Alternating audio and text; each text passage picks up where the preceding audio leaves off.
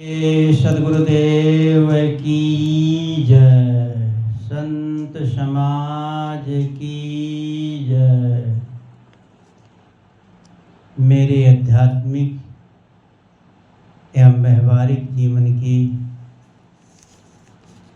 आत्मप्रेरणा स्रोत मेरे परम आराध्य, मेरे मन मंदिर में विराजमान मेरे सदगुरुदेव एवं सत्संग सभा स्थल में बैठे हुए धर्म प्रेमी सज्जनों, ममतामयी माताओं बहनों एवं नन्हे मुन्ने प्यारे बच्चों,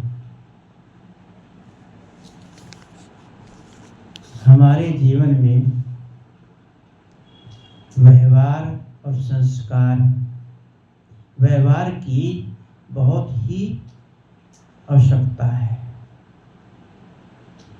यदि हमारा व्यवहार अच्छा है तो दूसरे लोग भी पसंद करते हैं। यदि हमारा व्यवहार अच्छा नहीं है तो अपने लोग भी नफरत करने लगते हैं। प्राय देखा जाता है शिष्टाचार हमें एक दूसरे के प्रति कैसा करना चाहिए। शिष्टाचार का मतलब क्या है?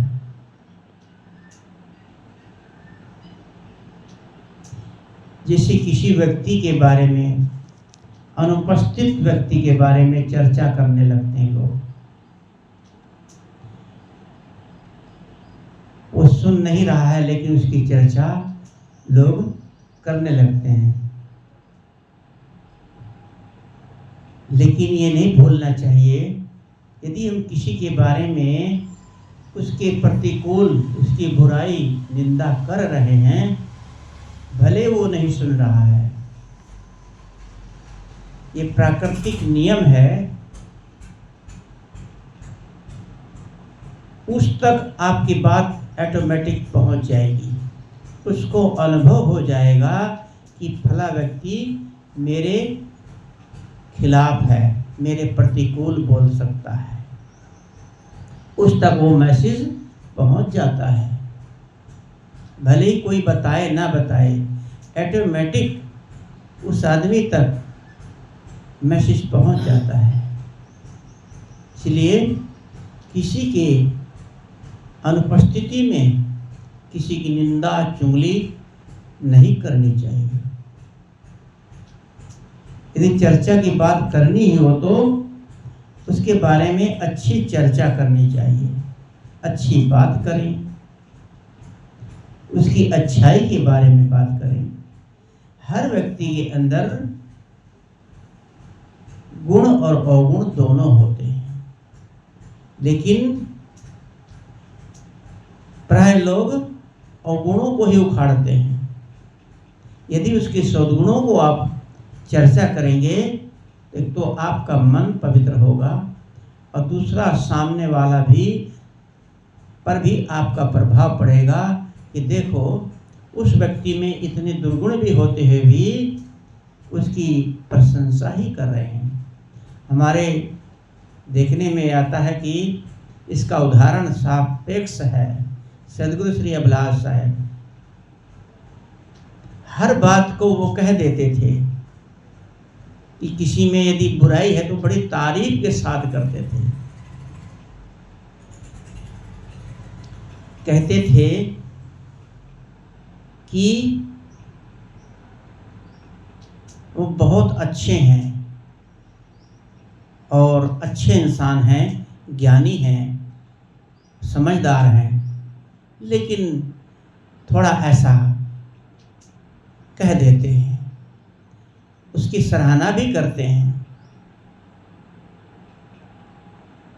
प्राय देखते हैं कि गोस्वामी जी के बारे में सदगुरु श्री अभिलाष साहब जी ने लिखा है कि उनको महापुरुषों में रखना चाहा।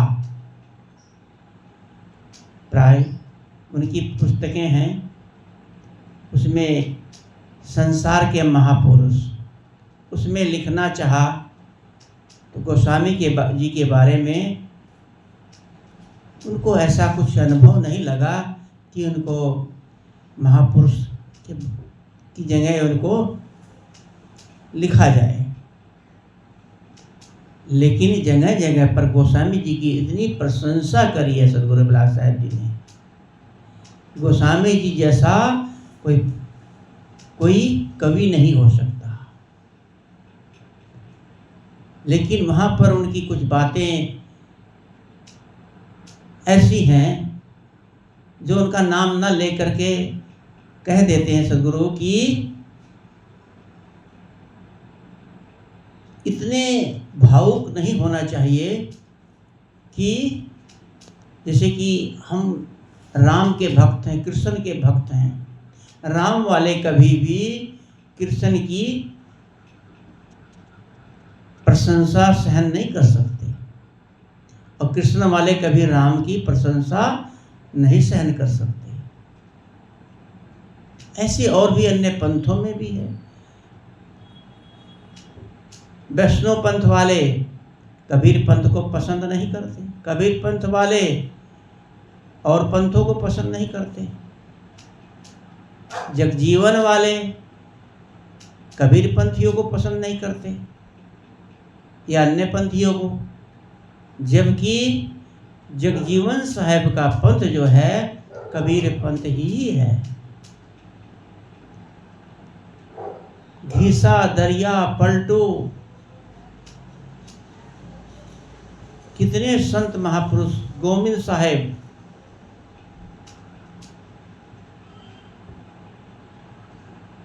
सब ये कबीर पंथी तो थे। उन्हीं में से एक शिष्य जगजीवन साहब हुए। लेकिन यदि हम बात करने लग जाएं तो अपने गुरु की प्रशंसा करनी चाहिए, उनकी तारीफ करनी चाहिए, लेकिन दूसरे मत वालों की भी तारीफ मीठी मीठी करनी चाहिए, सराहना भी करनी चाहिए। ना कर सके उसको कोई तारीफ कर रहा है उसको सुनना चाहिए।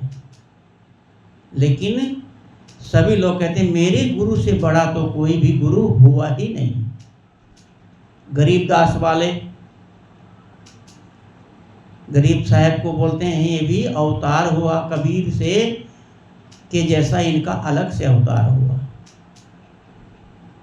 जगजीवन साहब का अवतार हुआ। अवतार किसे कहते हैं? जो ऊपर से नीचे को आता है, अवतरित होता है। और प्रकट होना किसे कहते हैं? कोई चीज यदि नहीं है तो प्रकट हो जाती है। जैसे गेहूं बोते हैं, उसमें हम लोग क्या करते हैं? बीज बोते हैं गेहूं का, घास नहीं बोते, लेकिन कुछ दिन बाद उसमें घास प्रकट हो जाती है, उसे प्रकट होना कहते हैं। इसलिए मैं यहाँ कह रहा था कि व्यवहार की भी था। व्यवहार कैसा करना चाहिए कि किसी की भी निंदा नहीं, सबकी सराहनीय, सबकी प्रशंसा। यहाँ मैं कह रहा गोस्वामी जी ने कहीं कहीं पर अपने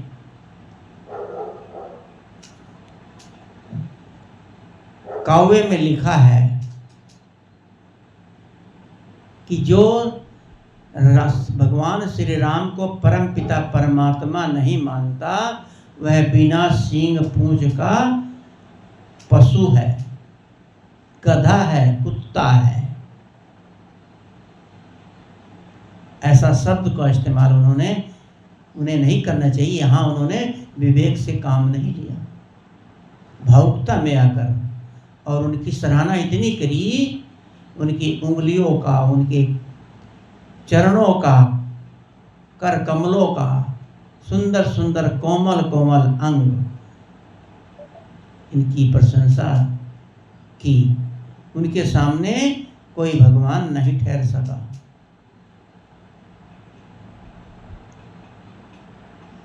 और भी बहुत कुछ गोस्वामी जी ने अपने काव्य में रचा है, लेकिन ज्ञान की बात है। यहाँ पर हम उनकी निंदा की बात नहीं कर रहे हैं, ये कह रहे हैं कि हमारे सद्गुरुदेव भी उनकी चर्चा करते थे तो मीठी मीठी प्रशंसा भी करते थे, लेकिन उनमें कुछ ऐसे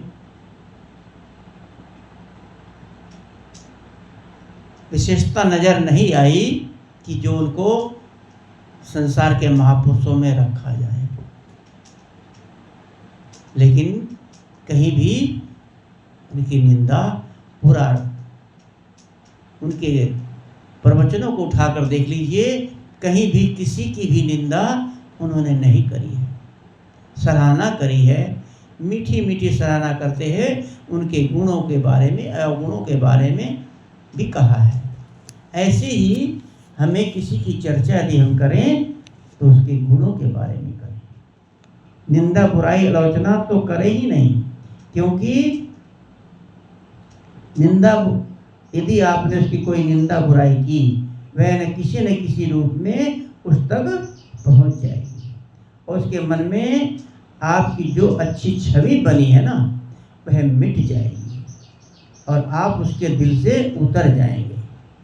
यहाँ तक कि लोग देखते हैं ना, बुजुर्ग बैठे हैं आपस में, कोई आ गया पूछने लगा बेटा कैसा है, उसकी निंदा करने शुरू कर देंगे कि बेटा तो ऐसा है वैसा है, खर्चा पानी नहीं देता है, यानी उसकी प्रशंसा के बजाय उसमें कमियां निकालते हैं। हालांकि जब वो बेटा सुन नहीं रहा, लेकिन अच्छी बात जाए या ना जाए, लेकिन ये बात उस तक जरूर पहुंच जाएगी।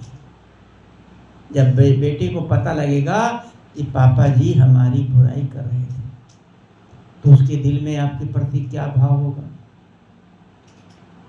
इसलिए हमें अपने बच्चों की तारीफ करनी चाहिए, उनके पीठ पीछे भी, उनके सामने भी।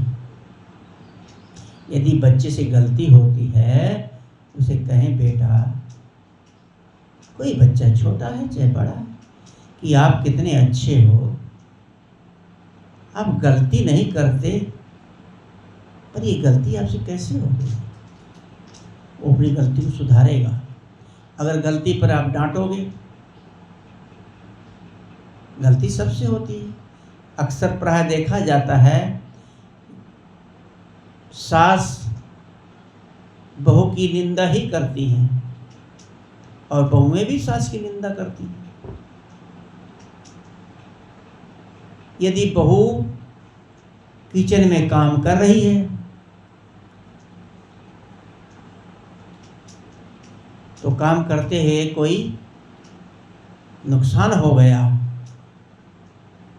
तो सास तुरंत बोल जाती है कि देख के नहीं किया जाता, बर्तन तोड़ती फोड़ती रहती हो, चिल्लाती है जोर से। ऐसे ही एक छोटा सा उदाहरण है कि एक बेटा और पिता कहीं बाहर बैठे थे, तो अंदर से कुछ बर्तन के टूटने की आवाज़ आई तो पिता ने कहा देखो बेटा, अंदर कोई बर्तन टूट गया लगता है बहू से और कुछ तोड़ दिया। तो बेटे ने कहा पापा, बर्तन तो टूटा है मैं जानता हूँ, लेकिन ये बर्तन जो है मेरी पत्नी से नहीं टूटा, मम्मी से टूटा है। क्या वाह, तो यहाँ बैठे बैठे कैसे देख रहा, दोनों ही बैठे हैं, कैसे जान गया तुम मम्मी से टूटा है। कि पापा यदि मेरी पत्नी से बर्तन टूटा होता तो मम्मी की आवाज़ बर्तन से ज़्यादा तेज होती है ना। अक्सर छोटे से गलती होती है, बड़े लोग डांटते हैं, खुद से भी तो गिर जाता है, उनको कौन डांटे, किसकी हिम्मत है डांटने की। इसलिए चाहे बड़ा नुकसान भी हो जाए, उसको हो गया तो हो गया, सहना चाहिए। कहना चाहिए बेटा देखो, बार बार ऐसी गलती ना करा करो, ध्यान से करा करो, प्यार से समझा दो तो वो गलती दोबारा हो सकता ना करे। फिर करते हैं, फिर समझा दो, 1-2 बार सहन करो, लेकिन बार बार यदि ऐसे होता है तो समझा दो। लेकिन आप उठपटांग बोलने लगे तो उसके प्रति आपके प्रति उसका भाव भी कम हो जाएगा। 2 व्यक्ति जैसे आपस में बातचीत करते हैं, बातचीत करते हुए अक्सर लोग ना बीच में बोल जाते हैं। सुनना चाहिए सामने वाले की, यदि आवश्यक ना हो, गलत निंदा कर रहा है, उठ के चले जाएं, ना सुने। आप नहीं सुनना चाहते तो ना सुने। किसी से 2 व्यक्ति आपस में बातचीत कर रहे हैं या कुछ पूछ रहे हैं, वो तीसरा व्यक्ति बीच में दखल दे देता है। यदि आप सबके लिए समझ सकते हैं कि किसी के पारिवारिक कलह समस्या में बिना मांगे सलाह ना दें। कितने लोग सलाह देने लगते हैं, ऐसा नहीं ऐसा करो। किसी व्यक्ति से मिलते ही प्रश्नों की झड़ी न लगाएं और न ही अपनी समस्याओं, मुसीबतों, दुख दर्द का रोना रोने लगें। जहाँ तक संभव हो न तो अपने घरेलू पारिवारिक कलह की चर्चा करें और न ही अपने परिवार के किसी सदस्य की बुराई शिकायत करें। दूसरों को इससे क्या मतलब? यदि कोई आपके घर का हाल चाल पूछे या आपके परिवार के किसी सदस्य के बारे में पूछे तो कह दे कि सब बढ़िया है और सभी आज्ञाकारी हैं, सेवा परायण हैं, व्यवहार कुशल हैं, कर्तव्य परायण हैं। कितने लोग मोबाइल से बात करते हैं, चिल्ला चिल्ला के, ट्रेनों में बसों में बैठे हैं ना, दूसरा आदमी डिस्टर्ब हो जाता है, इतने जोर जोर बोलते हैं। या घर में बैठे हैं, अगर कोई वहाँ बैठे तो मोबाइल लेके बाहर निकल के थोड़ा सा चिल्ला चिल्ला बोलने लगेंगे। अरे वहीं बैठ के आराम से बोलो। मोबाइल से बिल्कुल धीरे से बोलोगे तो आवाज़ उसके कान में पहुँचती है, लेकिन हम लोग ऐसा सोचते हैं शायद वो सुन नहीं रहा है, दूर है ना, दूर है, कहाँ सुन रहा होगा, इसलिए चिल्ला चिल्ला के बोलते हैं। और चिल्लाना आपका हो सकता है उसके लिए कितना नफरत पैदा कर दे।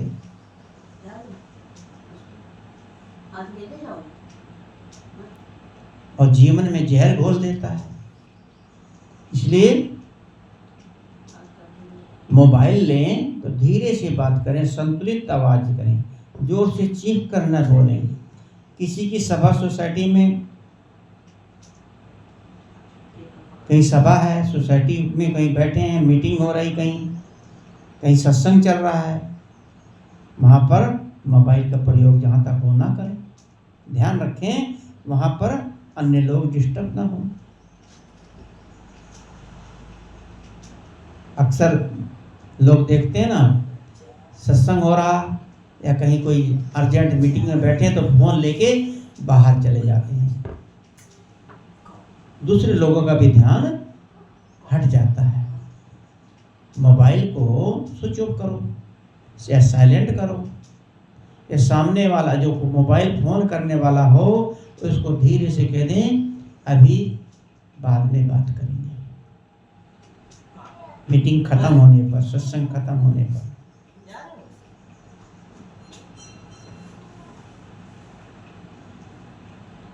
तो मोबाइल का प्रयोग हमें सही तरीके से करना चाहिए, धीरे से बोलना चाहिए, क्षमता से आवाज़, आराम से मीठी आवाज़ में बोलना चाहिए, कड़क आवाज़ नहीं।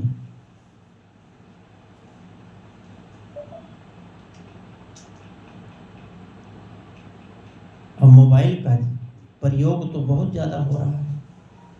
आदमी दिन रात मोबाइल में ही परेशान है। माँ बाप सोचते बच्चे पढ़ने जा रहे हैं, लेकिन वहाँ पर मोबाइल से लड़का लड़की एक दूसरे से संपर्क करते हैं और घर में आते हैं। रात को माँ बाप को क्या पता है, बच्चे अंदर रजाई में घुस करके मोबाइल को सरकाते रहते, चलाते रहते हैं, बात करते रहते हैं।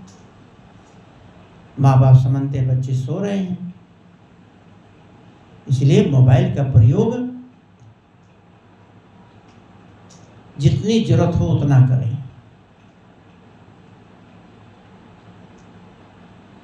यदि मोबाइल से हम बात करना चाहते हैं, किसी ने फ़ोन किया और रॉन्ग नंबर आ गया, तो उससे शालीनता से बोलना चाहिए। कह देना चाहिए भैया नंबर गलत लग गया, और कह देना चाहिए हम जिससे बात करना चाहते थे वो नंबर नहीं है। या आपके पास फोन आया था, आप कह दें भैया आपने किससे बात करनी है। बार बार फोन आ रहा तो उसको डांटे नहीं कि भैया सॉरी कहकर काट दें, और उससे नंबर पूछने की जिद ना करें। बार बार कई बार नंबर उसी कॉल पे नंबर आती रहती है, और कई लोग देखते हैं कि 2 बार आया था, तीसरी बार डांट देते हैं, कौन हो तुम, कहाँ से बोल रहे हैं, क्यों परेशान कर रखा। ऐसा नहीं, उसको शालीनता से समझा दें भैया मेरा नंबर ये है, आप इस नंबर पर कॉल ना करें बार बार। या आप बता दें भैया मैं अमुक नंबर से अमुक व्यक्ति से बात करना चाहता हूँ, परंतु ये आपके नंबर पर कॉल लग जाती है, इसके लिए आपको परेशानी हुई, इसका खेद है, अफसोस है, सॉरी, क्षमा चाहता हूँ। ऐसे व्यवहार करना चाहिए। यदि आपके मोबाइल पर किसी गलत कॉल आ जाए, गलत नंबर लग जाए, तो उसका नंबर आने पर उसको शालीनता से बताया दें कि भैया ये आपका नंबर नहीं, हमारा नंबर है, प्यार से कह दें। कहीं भी रास्ते पर जा रहे हैं, रास्ते चलते चलते लोगों से बात करते हैं, लोग देखा है कितने लोग 10 बजे सो के उठते हैं, लड़कियां, लड़के, लेडीज़ 10 बजे सोना और ब्रुश लेकर के दरवाजे पर, गेट पर मुंह में डाल के घूम घूम के कोलगेट मंजन दातुन करना, दिखा दिखा कि हम बहुत स्टैंडर्ड से सो के उठते हैं और स्टैंडर्ड से सब काम करते हैं। ऐसा नहीं करना चाहिए। दातुन ब्रश एकांत में बैठ करके करना चाहिए, समय से उठना चाहिए। रास्ता चलते किसी प्लेटफार्म पर या ट्रेन या बस का इंतज़ार करते हुए हैं और वहाँ खड़े हैं, वहाँ थूके नहीं, मूंगफली का छिलक वगैरह, मूंगफली वगैरह खाते हैं, वहाँ पर छिलक ना करें। सार्वजनिक स्थान पर लिखा भी रहता है कि धूम्रपान करना मनाही है, तो सार्वजनिक स्थानों पर बीड़ी सिगरेट धुआं धक्कड़ न उड़ाएं। आप ऐसा भी काम ऐसा ना करें कोई देख करके आपको बुरा समझे, बुरा कहे, ना कह सके तो बुरा तो लगेगा कि यहाँ पर इनको ऐसा नहीं करना चाहिए, ऐसा कर रहे हैं। कई लोग बोल भी देते हैं, आपस में झगड़ा हो जाता है। तो किसी से उलझे ना, कोई कर रहा है तो वहाँ उलझे ना, डांटे ना उसको, प्यार के साथ कह सकते हैं तो कह दें।